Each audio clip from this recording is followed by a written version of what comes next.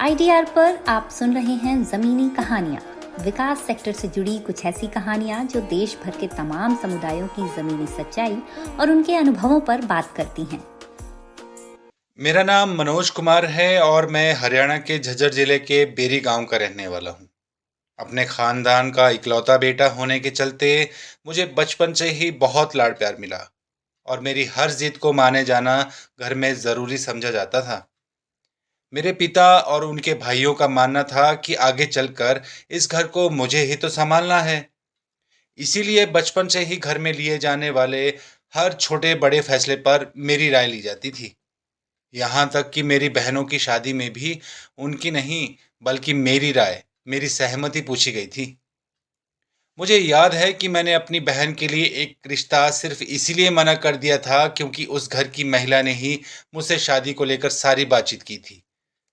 एक तरह से वे ही घर की मुखिया थीं, लेकिन मुझे ये बात पसंद नहीं आई थी। उस समय तक तो मैं महिलाओं का नौकरी करना गलत मानता था और उनका घूंघट में रहना जरूरी। कुल मिलाकर मैंने जो जीवन जिया था उस पर पुरुषवादी सोच पूरी तरह से हावी थी। हमारे आसपास की सामाजिक सोच से मैं पूरी तरह से ढला हुआ था। जब मैं विकास सेक्टर से जुड़ा तब मेरे इस व्यवहार में कुछ बदलाव आए।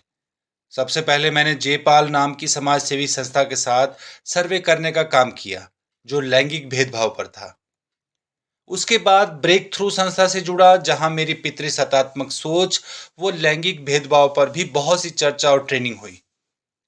ये काम करना भी उस समय मेरे लिए महज एक नौकरी ही थी।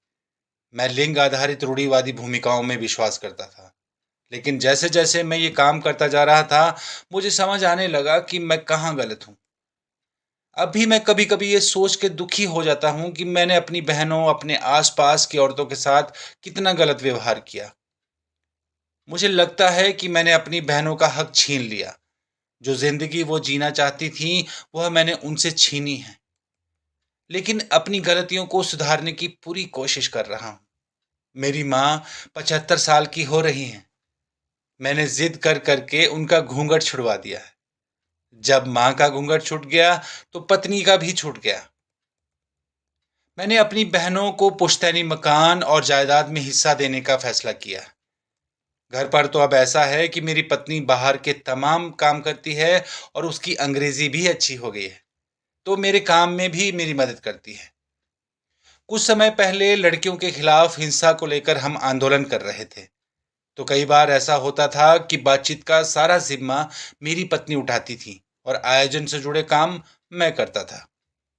मैं अपनी बेटियों को पालने में भी उनकी मदद करता हूँ। मेरी पत्नी, मेरी बेटियां और मुझसे जुड़ी महिलाएं अब आज़ाद महसूस कर सकें, आज़ाद रह सकें, इसके लिए मैं परिवार वालों को समझाता रहता हूँ और बाकी तमाम लोगों से भी बात करता रहता हूँ। इस सब का असर कुछ इस तरह से हुआ कि मेरे वो तमाम साथी जो मेरे साथ सड़क किनारे खड़े रहते थे, वो धीरे धीरे छूटते गए। कई बार तो ऐसा भी हुआ कि उन्होंने मेरा मजाक भी उड़ाया। मोहल्ले पड़ोस के लोग, रिश्तेदार जिनमें महिलाएं भी थी, वो भी कई बार मेरी बातों पर हंसते थे या आश्चर्य दिखाते थे। पर अब धीरे धीरे मेरी जैसे सोच के लोग भी मुझसे जुड़ने लगे हैं। जब मैं जाता हूं तो वो मजाक में कहते हैं, देखो आ गया ब्रेक थ्रू। यह सुनना मुझे अच्छा लगता है।